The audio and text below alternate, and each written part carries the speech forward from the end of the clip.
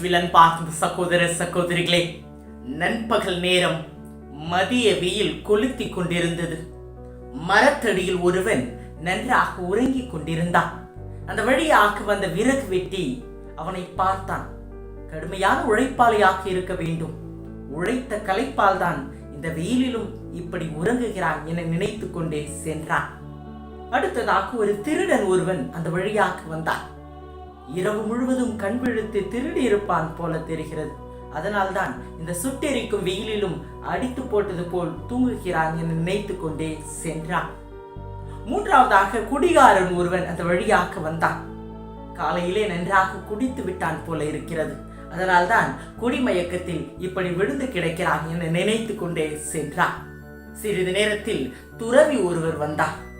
இந்த நண்பகலில் இப்படி உறங்கும் இவர் முற்றிலும் துறந்த ஞானியாகத்தான் இருக்க வேண்டும், வேறு யாராலும் இத்தகைய செயலை செய்ய முடியாது என அவரை வணங்கிவிட்டு சென்றார். ஆக நாம் எப்படியோ நம்முடைய எண்ணங்களும் அப்படி, அதுவே நம் வாழ்வையும் தீர்மானிக்கிறது. கிறிஸ்தவர்கள் ஆகிய நம் வாழ்வும் நல்ல முறையில் அமைய நம் எண்ணங்கள் கிறிஸ்துவை அறிந்திருக்க வேண்டும். பாஸ்கா காலத்தினுடைய 5ஆம் ஞாயிற்றுக்கிழமை நம் ஒவ்வொருவரையும் கிறிஸ்துவை அறிந்து வாழ்வதற்கு அழைப்பு தருகிறது.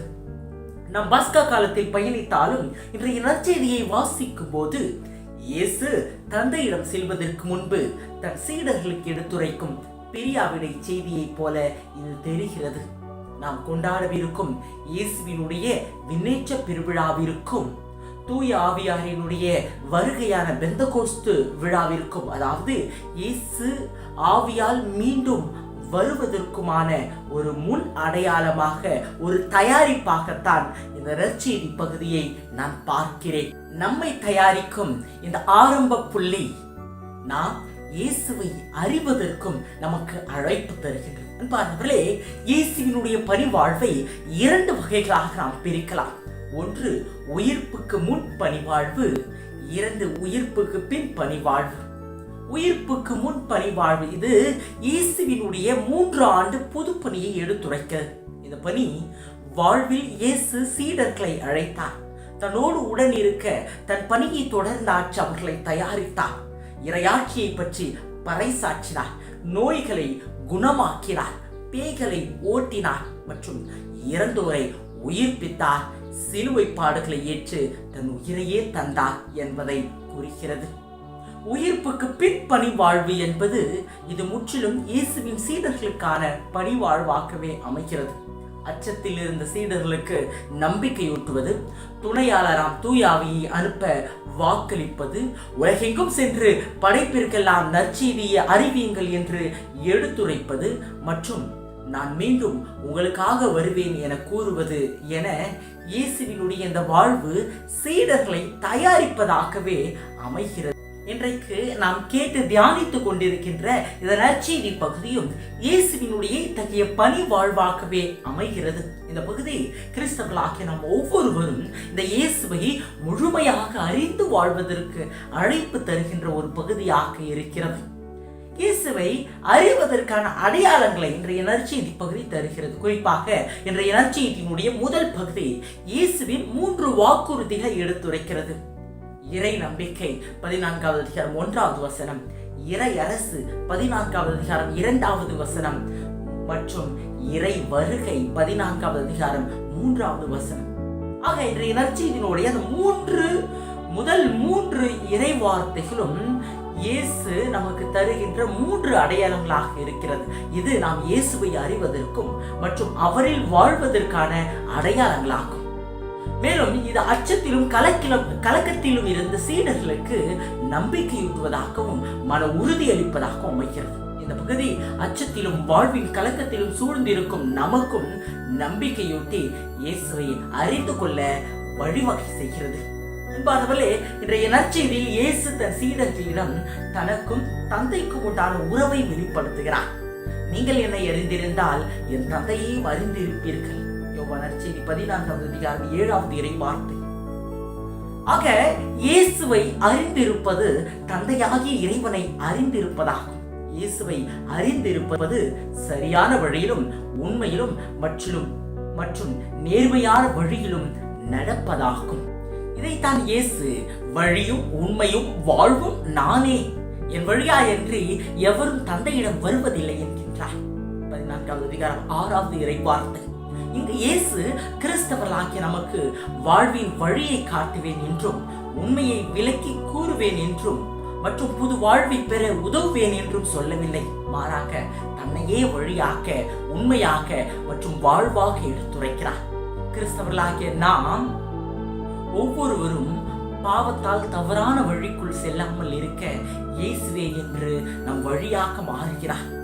ஒவ்வொருவரும் இந்த பாவத்தை விட்டு இயேசுவை பின்தொடர, இந்த இயேசு என்னும் வழியில் இயேசு என்னும் வாழ்வை பெறுவதற்கு அழைப்பு பெறுகின்றோம். என் ஆடுகள் எனது குரலுக்கு செவி சாய்க்கின்றன, எனக்கு அவற்றை தெரியும், அவையும் என்னை பின்தொடர்கின்றன.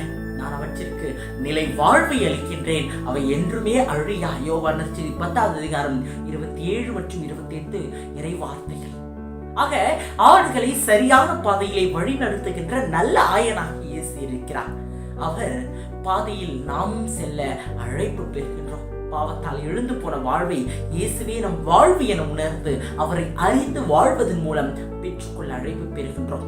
இன்று மட்டுமல்லாது என்றும் நம் மனித வாழ்வு கிறிஸ்துவை அடித்தளமாக்கி அமைதல் வேண்டும். இதற்காகவே இயேசு தன்னை வாழ்வதரும் உணவு நானே, யோவான் நற்செய்தி 6வது அதிகாரம் 35வது இறைவார்த்தை என்று அடையாளப்படுத்தி நம் ஒவ்வொருவருக்கும் நற்கருணையின் வழியாய் வாழ்வு கொடுத்து வருகிறார்.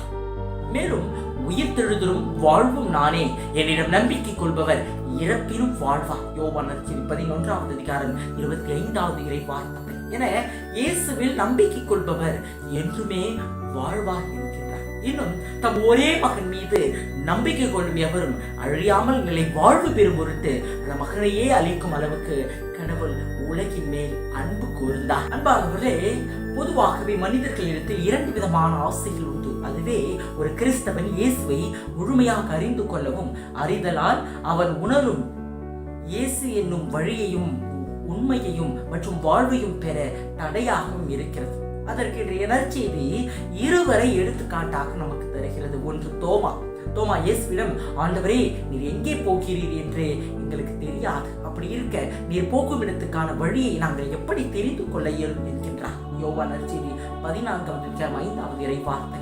இது விண்ணகம் செல்ல வேண்டும் என்னும் அவரது ஆசையையும் மானிட ஆசையையும் காட்டுகிறது. தோமா இயேசு போகும் இடத்தை அறிகின்ற ஆசையிலே இருந்தார். பொறுமையோடு காத்திருக்கவும் அவருக்கு மனம் இல்லை, மற்றும் இயேசுவை பின்பற்றி அதை அறிந்து கொள்ள அவர் நினைக்கவும் இல்லை. பொறுமையின்மையும் விண்ணக ஆசையும் தோமாவிடம் இருந்ததை நாம் கண்டுணர முடிகின்றது. இன்றைக்கு நம்முடைய வாழ்க்கையிலும் நாம் பல வேளைகளில் பொறுமையின்மையோடும் ஆசைகளோடும் வாழ்ந்து இயேசுவை அறிவதற்கு தடைக்கல்லாக நாமே மாறிவிடும். இரண்டாவதாக பிலிப்பு இயேசுவிடம், ஆண்டவரே, தந்தையை எங்களுக்கு காட்டும், அதுவே போதும். யோவான் நற்செய்தி 14வது அதிகாரம் 8வது இறைவார்த்தை என்கிறார். இது கடவுளை காண வேண்டும் மற்றும் இயேசு என்று இறைவனை அனுபவித்து விட வேண்டும் என அவர் நினைத்ததை எடுத்து காட்டுகிறது. பிலிப்பு இயேசுவில் இறைவனை உணரவில்லை. இயேசுவே இறைவனை அடையும் வழி என்பதையும் அவர் கண்டுணரவில்லை. இன்றைக்கு கிறிஸ்தவர்களாகிய நாமும் விதைக்காமல், நீருச்சி செடியை வளர்க்காமல் அறுவதை மட்டும் செய்துவிட வேண்டும் என எண்ணுகிறோம். அதாவது நம்முடைய பக்தி முயற்சிகள் மற்றும் இறை நம்பிக்கை வழியாய் இயேசுவை அடையாமலே இறைவனில் கலந்து விட வேண்டும் என எண்ணுகின்றோம். அன்பானவர்களே, அன்று நூற்றுவர் தலைவர் அவரோடு இயேசுவை காவல் காத்தவர்களும் நிலநடுக்கத்தையும் நிகழ்ந்த யாவற்றையும் கண்டு மிகவும் அஞ்சி இவர் உண்மையாக இறைமகன் என்றார்கள். மத்திய நற்செய்தி 27வது 54வது இறைவார்த்தை. இன்றைக்கு நாம் ஒவ்வொருவரும் இயேசுவை அறிந்து கொள்ளவும், நம்முடைய வாழ்க்கையிலே இவரை அறிவதற்கு தடையாக இருக்கின்ற அனைத்தையும் உடைத்தெறிந்து, இயேசுவே என்னுடைய வழி, அவரே உண்மை, அவரே என்னுடைய வாழ்வு என இவரை முழுவதுமாக அறிந்து வாழ நாம் ஒவ்வொருவருமே அழைப்பு பெறுகின்றோம். இன்றைக்கு நம்முடைய வாழ்க்கையினுடைய எல்லா துன்பத்திலிருந்தும், கஷ்டத்திலிருந்தும், நோயிலிருந்தும் நாம் விடுதலை பெற வேண்டும் என்றால் இந்த இயேசுவை முழுமையாக அறிந்து வாழ்கின்ற கிறிஸ்தவர்களாக நாம் வாழ வேண்டும். அத்தகைய ஒரு கிறிஸ்தவ வாழ்வை இன்றைய நாளிலே நாம் வாழ்வோம். இறைவன் நம் ஒவ்வொருவரையும் ஆசீர்வதிப்பார்.